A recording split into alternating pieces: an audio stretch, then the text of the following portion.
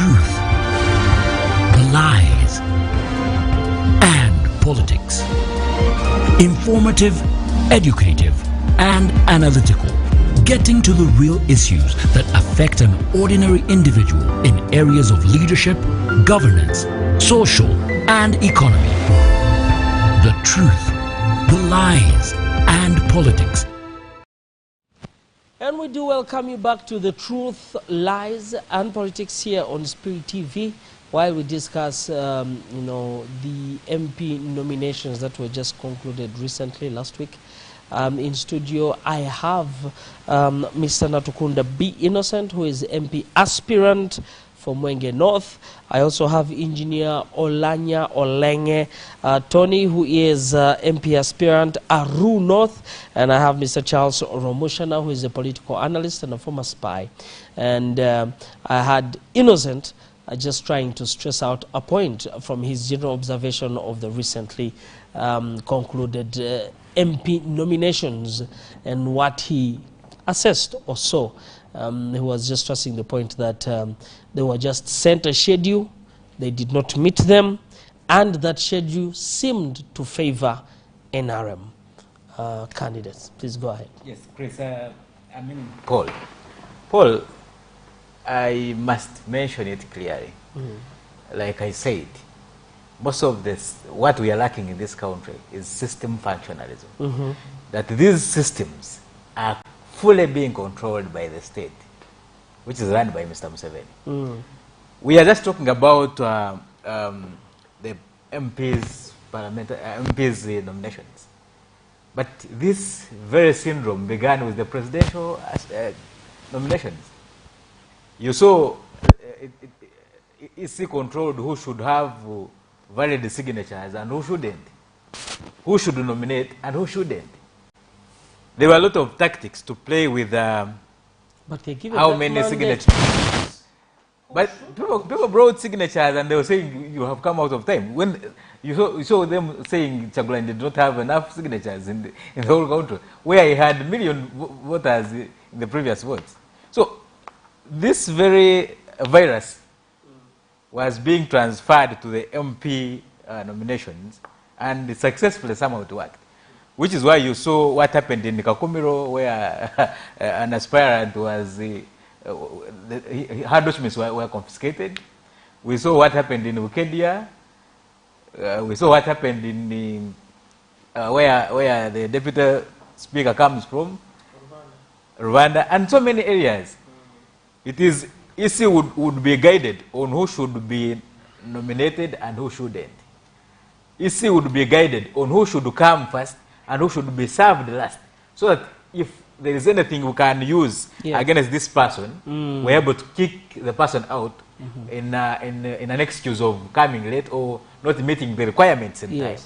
And that's why you saw most of the public outcry rising from people who were frustrated by the system, people whose documents were confiscated, people who were not allowed to even present what they had in the envelope to be verified.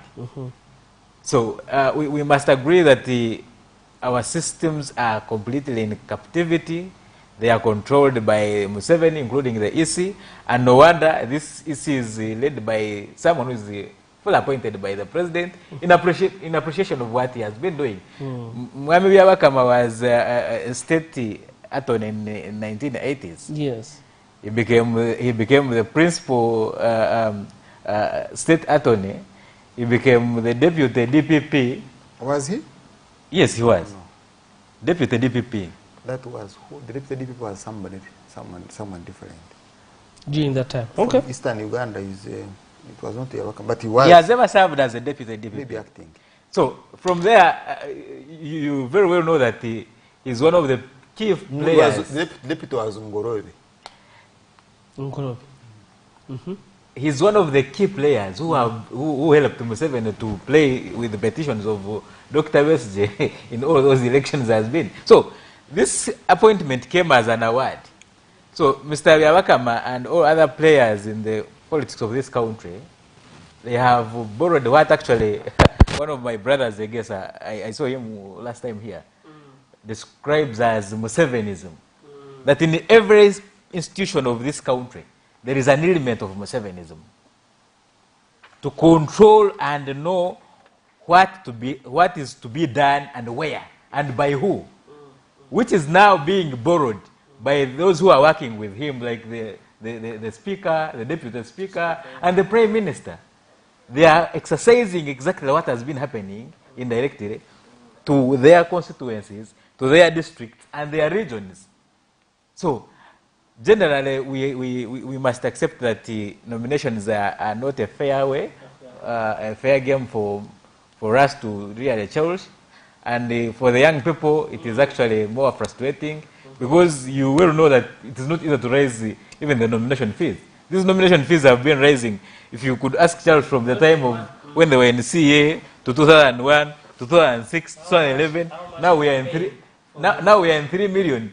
And 3 million, National Council for Higher Education needs you to bank 2 million if you don't have senior 6 and maybe you have an equivalent.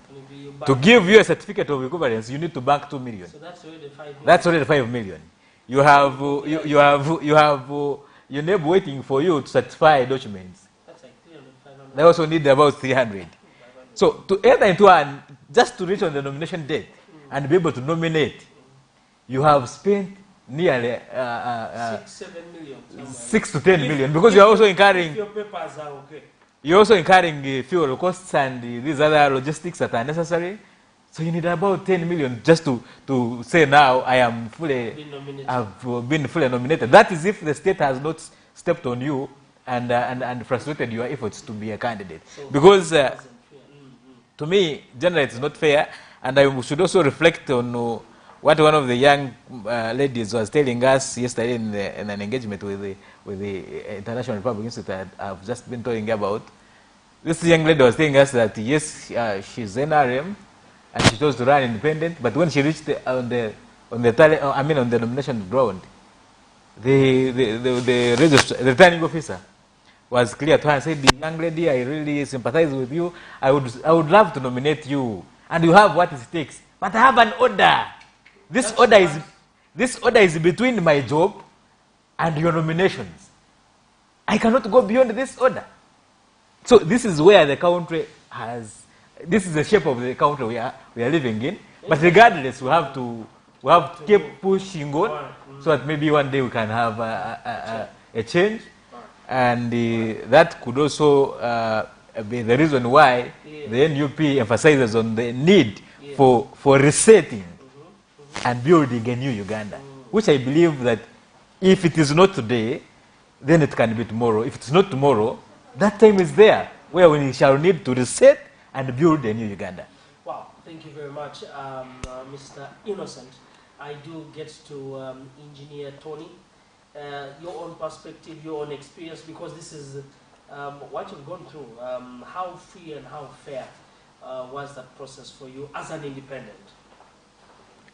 Number one, I would have chosen to contest in the NRM primaries, but having been a keen observant of the politics of this country, I chose not to contest. Who went through for NRM on your side? A gentleman called Otobe Wellborn. I would have chosen, but I chose to go as an independent, and I think very many young people who tried to go for the NRM primaries faced the wrath of the primaries, and many of them have shattered political dreams or leadership dreams. It's very unfortunate that we are in spaces that shrinks the political rise of young people. So I chose to go as an independent. For me, my observation of the parliamentary nomination processes were that as we were moving for nominations, there were challenges along the movement. I think Pade district has one of the worst roads in this country, and that goes beyond the argument of protecting the gains. You know, it is something the government needs to understand. It is something. As bad when it is as bad as I don't know. Charles Romoshan will speak on that, but but still, the RDC cannot influence the nature of the roads. But the roads were very bad. That some members who had come to nominate got stuck on the road, kilometers away, hundreds of kilometers away, and were forced to jump on borders and ride to the nomination ground. Even when the president came to do his rally in Pade, around 23rd, vehicles from the presidency, from ministers, were stuck on the road. I was with Emmanuel Dombo. We were walking. We trekked. You walked with Emmanuel Yes, Dombo. yes. So I think the biggest challenge with the nominations of Pade district, which is something that comes as a key highlight, is that the roads in Pade are one of the worst roads in this country. And government needs to really, really put its foot on the ground. Pade is one of the oldest districts in this country. So government needs to put its foot on the ground. Perhaps Romushana will tell us which gains we are protecting in the regard, because he was a government officer there. I don't know what.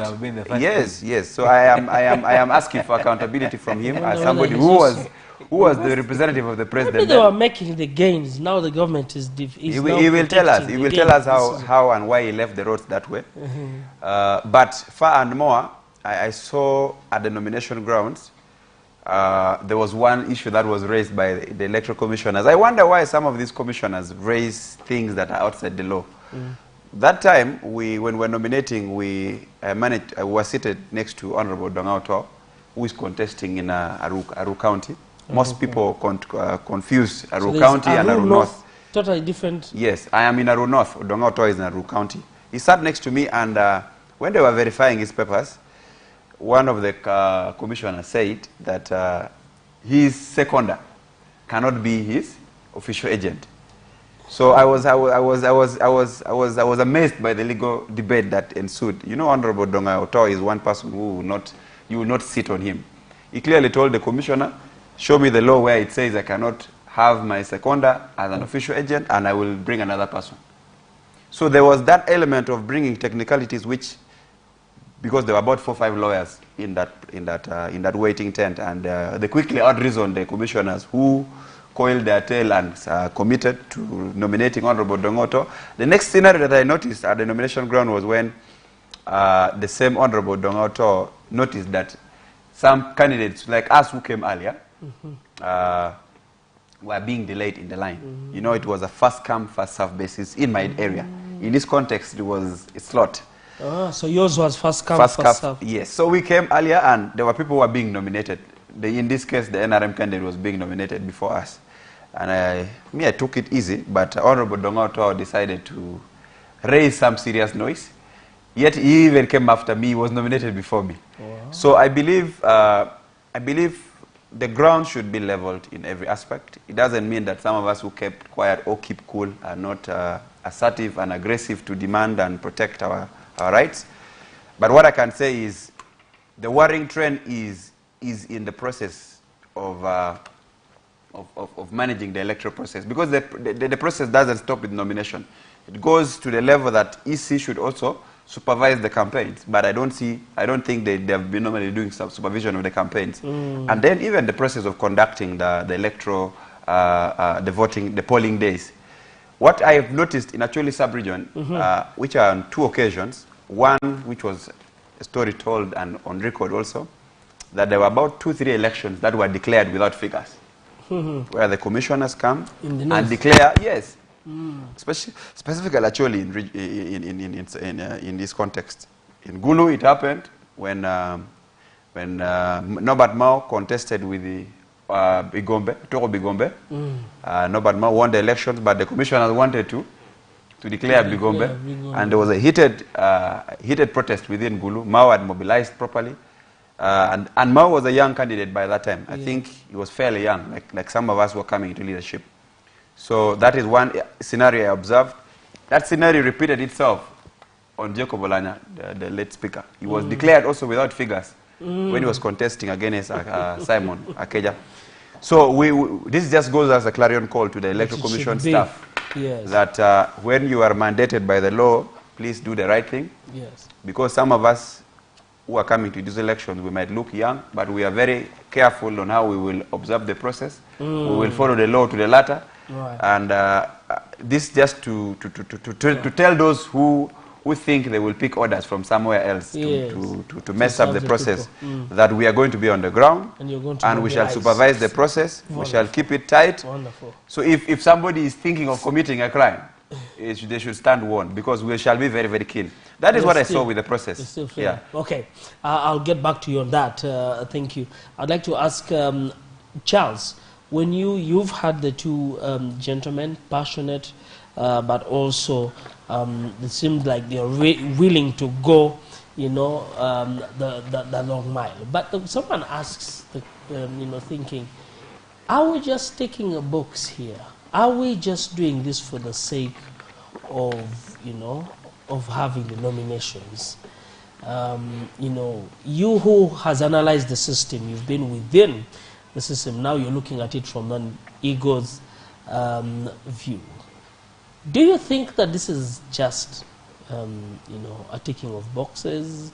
I know your stance on the election, you said it shouldn't happen, but from your own perspective. When I was resident district commissioner, the roads were good.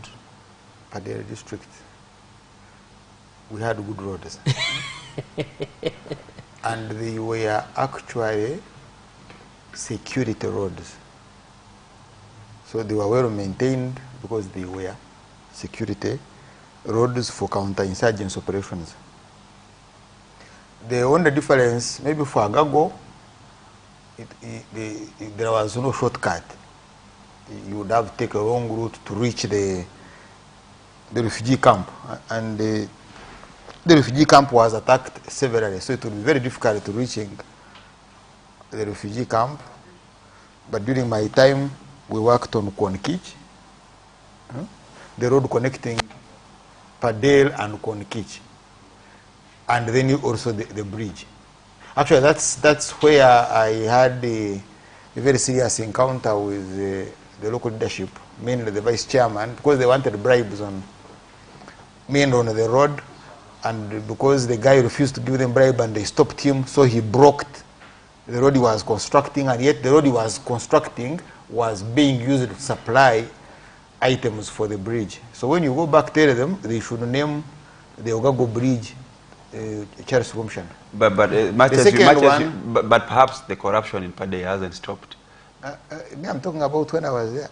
You fought. The second one, but the issue of the airfield came later.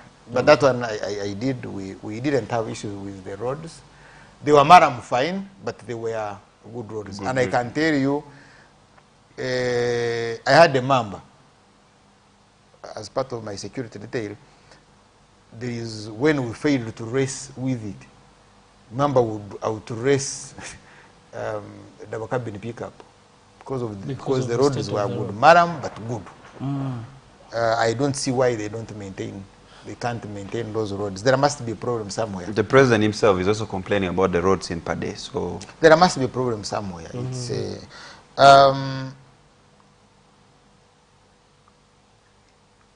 I hear they are going to rig elections, to begin declaring candidates without figures, but this is to inform you. We shall be very keen. Really? They are preparing themselves, Charles. You cannot fault them. It's not a threat. We have mentioned the background of what has been happening on record, and we've said we will be keen and follow very well. Really? And exercise our mandate as citizens. Can you really? If you don't stop killing people, I will boycott watching football. I think I was waiting to hear say. I was waiting to hear some nice statement. Yes, if you rig these elections and you do, you will never. Since you are from that area, you will never come back. We will chase you, or we will do something. That is a more stronger.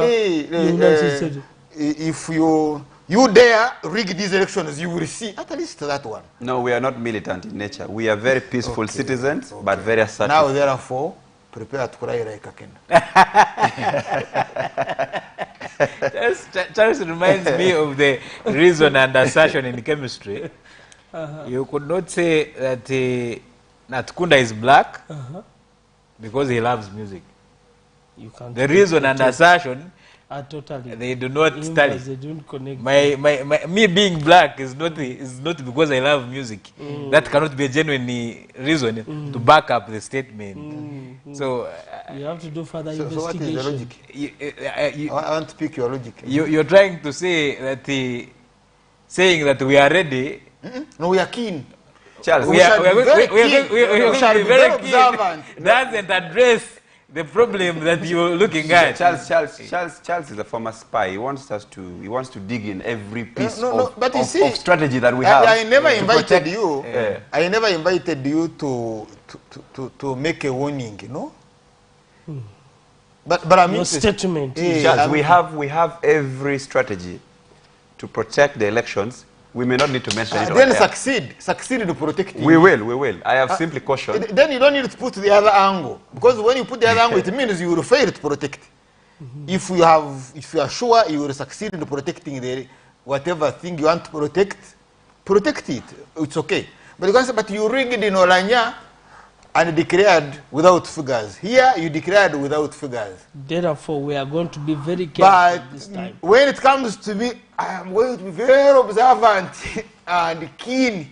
You want to see the other What ones is who are wrong not with keen? that statement? What is wrong with that statement? Then do what?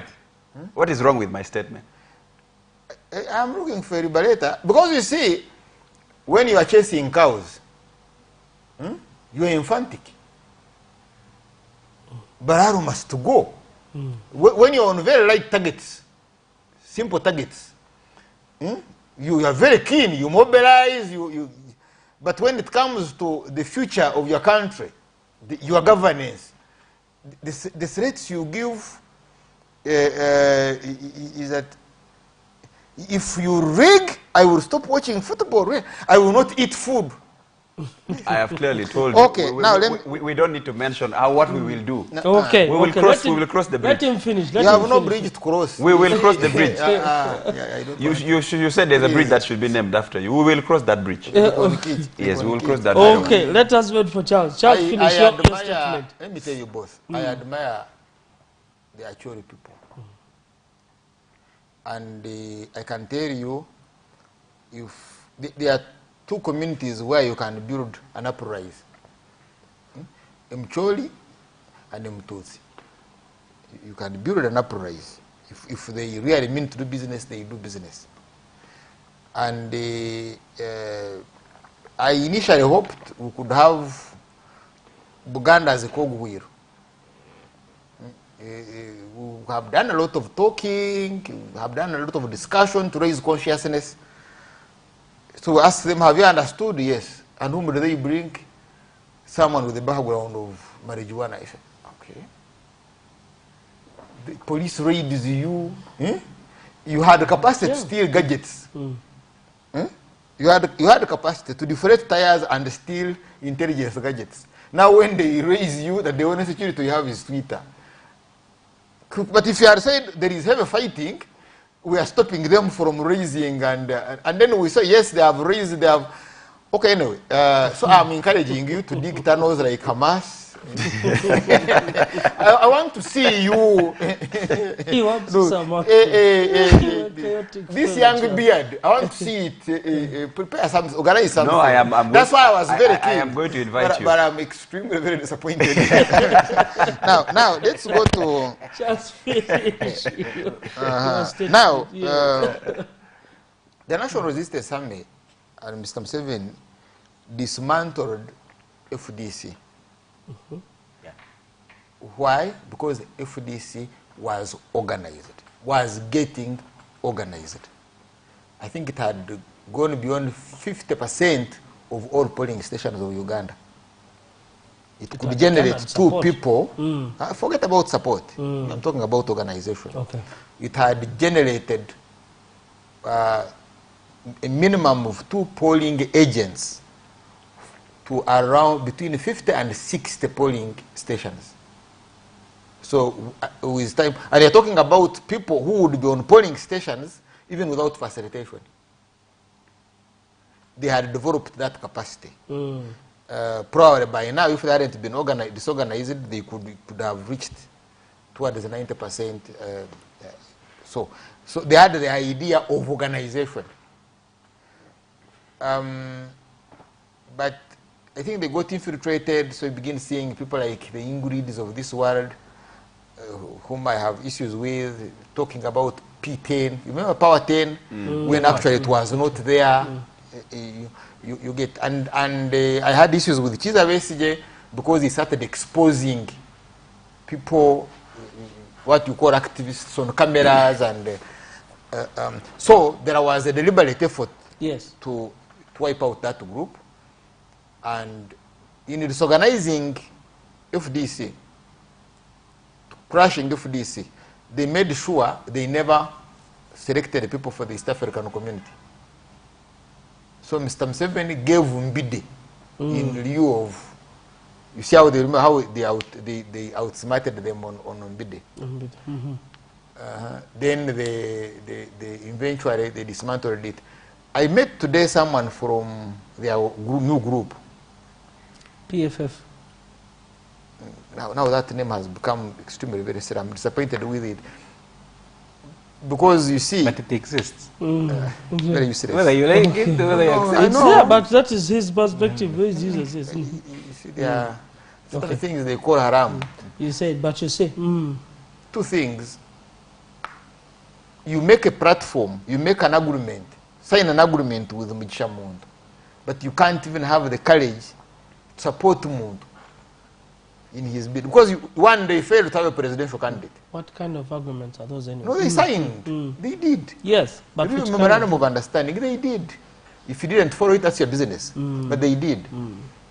To have a common platform, to campaign, to do what. Mugisha Muntu is leaving to his part of the agreement. Where he finds their candidate, he supports them. They had a history together in building their organization. He even went and attended their launch. He's been with them. The last time we discussed that agreement, there were two people to sign, Wafuro Gutu and Chiza Besigye, and they signed. So they have the agreement. But you cannot hear, and you won't hear, Lukwago and Uganda campaign for Mugisha Muntu. Why? You can't. Why is that the case? It's a bad heart. Point number two, you can't have some Uganda fronting that organization and who's been in parliament for 3 terms, and Lukwago, who's been ahead of Kampala for 15 years, over 15 yes, years. the networks they have, and you say you can't mobilize 600 million shillings to sponsor candidates, the 3 million. Really? You want presidency? You've been contesting Museveni for more than almost 20 years. You've been in those higher levels. Some of them have even built mosques. But you can't mobilize 3 million shillings here and there to sponsor young people. Because now they could even have had 4 or 5 candidates on Among, on Thomas. They can't fail. Even, by the way, even to train people. Because those people they have supporters. Otherwise, how are they able to register the organization? They were able to register it because out of the requirement was to have 100 people, signatures in each district. In each district. So you cannot say that they would fail to have, out of the 100, they would fail to have people who would qualify to be MPs and what. So if they really wanted, they would have covered all the constituencies. And if they said the problem was money, how do you fail to mobilize? You're talking about the Arthur Karuas. If you're able to get Arthur Karua and you really mobilize Arthur Karua, you think Arthur Karua can't get you $1 billion in Kenya to sponsor candidates? No. So, Mr. Museveni therefore dismantled FDC. In dismantling FDC is when they dismantled Katinti. Okay. So Katinti was nullified because of the mistakes of the Electoral Commission. All right. And the entire system went to fight Katinti. So Kyagulanyi is a beneficiary of Katinti's downfall. Of the fight against an organized FDC. They preferred then an independent to, when they realized Stenda was not going to make it, they said rather than have an FDC would rather have an independent, and so he was a beneficiary of that confusion. What I'm trying to say is, it's not the duty of the National Resistance Army to organize you. It is your to duty uproot to it. organize yourself. No. If you find that they don't allow you as an opposition to stand using the state, go into the structures of the NRA, seize them, defeat them in their primaries, stand as their NRA, and join. Because one of the FDCs is a speaker, another one is a deputy speaker. So if they hadn't sold their soul of FDC, by now they would be dominating the house. So in other words, they never had FDC at heart. It's like the other girl I saw in Anita Mong's press, having put on makeup. I don't know which salon she used, probably from Nairobi, I don't know. Dry cleaning. She said, I want to make it categorical. Then she even carried her, she did Kalingove. I want to make it categorical clear. I was not kidnapped as my political party alleges.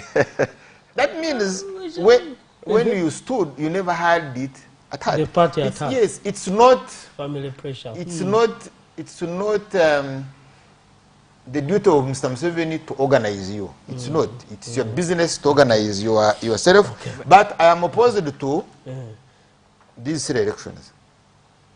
Okay. My view is the elections must be stopped, and we now go into a conversation for transition of power. I don't mind who will be there then. I don't mind how long it takes.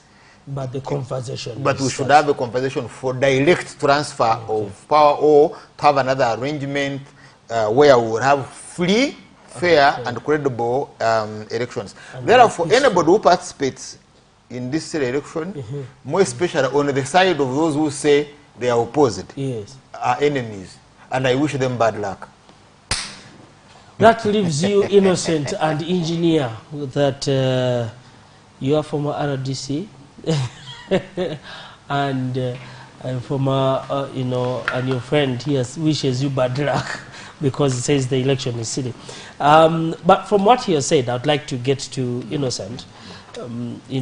Things happen. Yes, you had a candidate in Bokedia, and you came out to say that this candidate was kidnapped, and then the candidate comes out on camera and says that they were not kidnapped, and it was family pressure, and all the statements that they gave. You also had a situation still in Bokedia where one of the aspirants was locked out, was not allowed to enter the EC offices.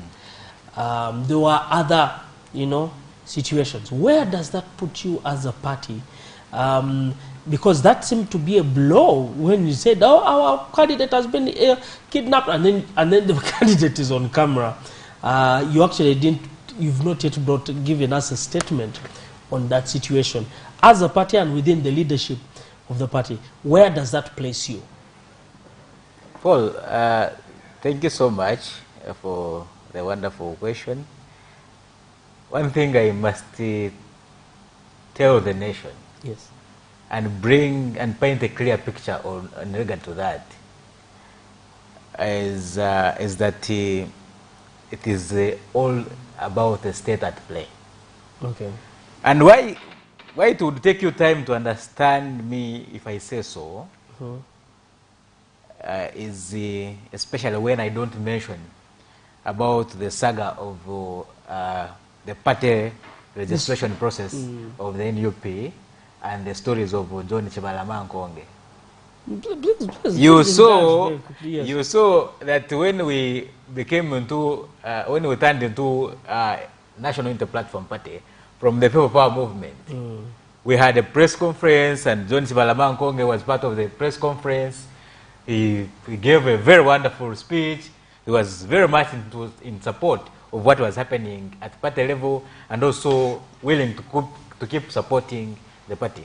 Days after, John Chibalama Nkonge was abducted, taken wherever he was taken, We saw videos of him crying, and he was taken to hospital, hospitalized, so that he can be treated and all that kind of thing. When he came back, he was When he came back, he still came to the party. And the press conference was done after hearing, of course, his story, to let the nation know about what exactly was happening in his life and how he had been abducted, how he had been tortured, what they had forced him to do and what they were required out of him. Shortly after, there was a re-abduction again. In that re-abduction now,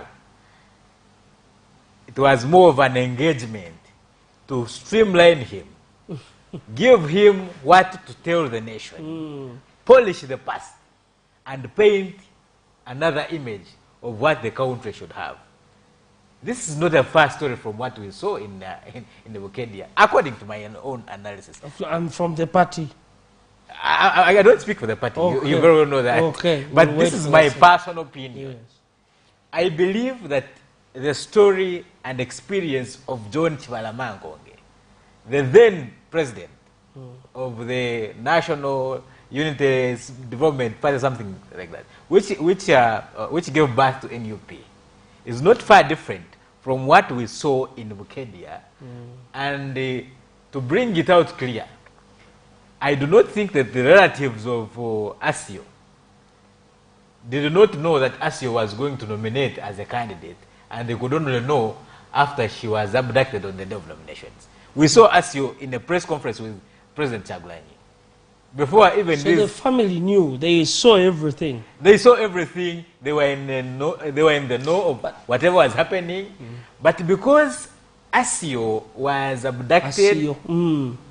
was and was fully neutralized, then there was an arrangement to counterattack with what criticism would come out of the public, would come out of the party, would come out from the civil society organizations, in light with the act that was being done by the speaker herself. Yes. Doesn't this put your party at loggerheads? Because now a member whom you thought or knew was your party member now comes out to, in a way, step down even without your party's permission, you know, without consulting the leadership and saying, okay, I'm choosing to step down because of this.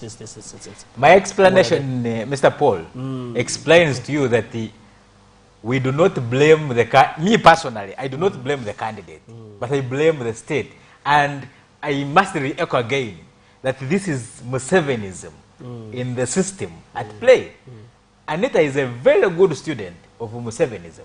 She has learned how to practice the mafiaism that she grew up knowing from the system that she has been criticizing, and now is taking it back to the Uganda to practice it in Uganda, which is why it tells you that this candidate was fully prepared and her soul was within the party, but because of what had been done against her will, and also the efforts to neutralize her, that is what brought her out to the camera to speak to the nation and tell them that I'm okay, you know, these are just allegations. But we all know that what happened. You saw a gentleman who was tortured by the military, and the college and the other fellow staff from the force paraded him to say that he's okay, when we all saw the scars from the burns of flat iron and other things were very loud on his body. So we are living in a country whereby the state is using tools like, of course, abductions, torturing, bribery, intimidation, all that kind of thing to ensure that whoever is giving any of their own would be dealt with in line with all that I've talked about, but also killings. We know that there are people who disappeared from the race and have never known about where they are, including John Chibalama. John Chibalama. Yes. Okay. I'll get on that one. I'd like to go to Engineer. Engineer, your take on, I think we now have about 7 unopposed. They come out as unopposed candidates. you know, the possibility of having an unopposed candidate in an entire constituency, does that just get you thinking and saying, how does an individual come out of a whole constituency unopposed? Does that mean that the entire constituency is behind that person? There are no, you know, people dissenting? The NRM government is set up in a structure that allows anybody to do whatever they want to do, make all the mistakes they want to make, for as long as, for the meantime, you don't disturb the number one.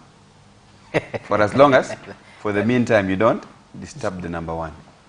Number two, if your level of disturbance shows or proves to you or creates a feeling that you're interested in the number one slot at any point or any time to be, you'll be marked.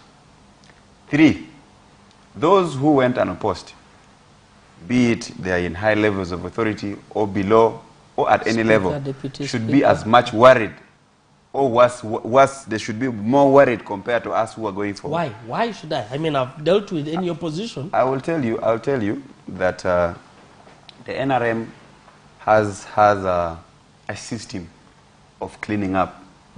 They have a system of within the party itself. Yes, they have a system of cleaning up. Who would believe that the once powerful Mama Kadaka would be humiliated as we saw? Who would believe? Who would believe?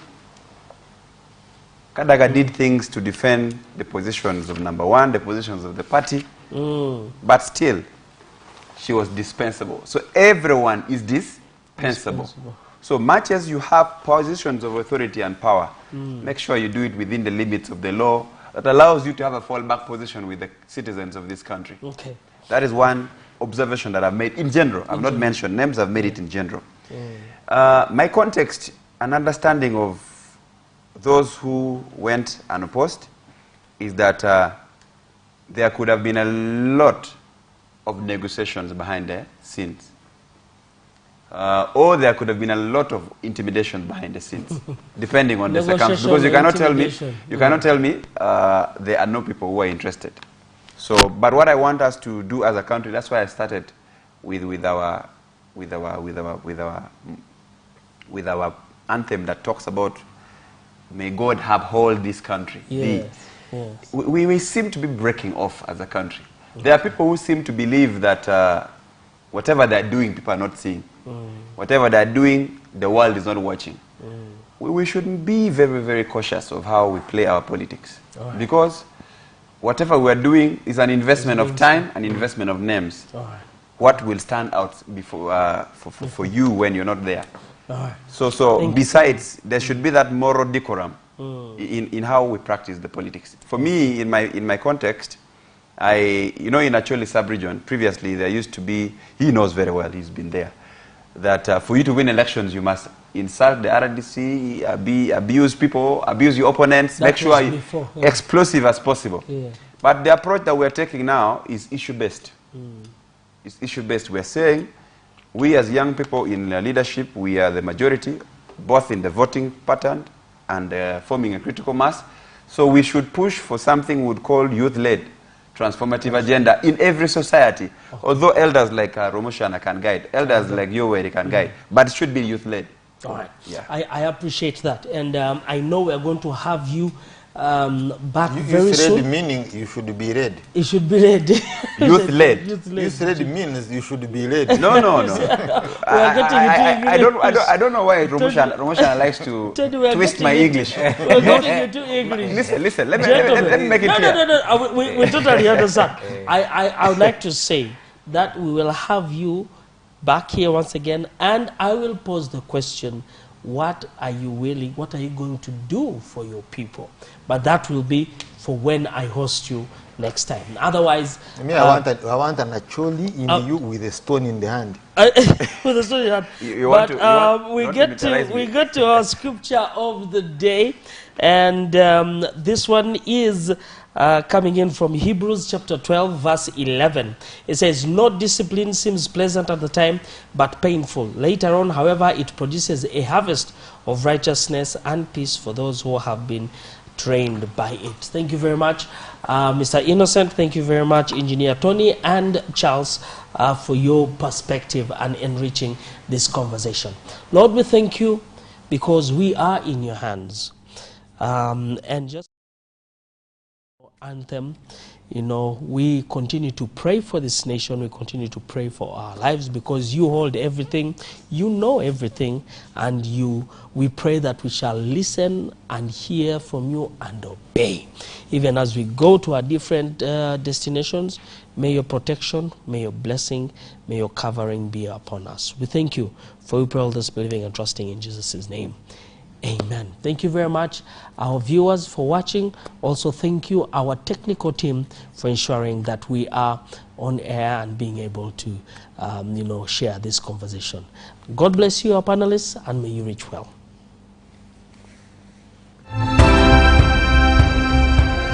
The truth, the lies, and politics. Informative, educative, and analytical. Getting to the real issues that affect an ordinary individual in areas of leadership, governance, social, and economy. The truth, the lies,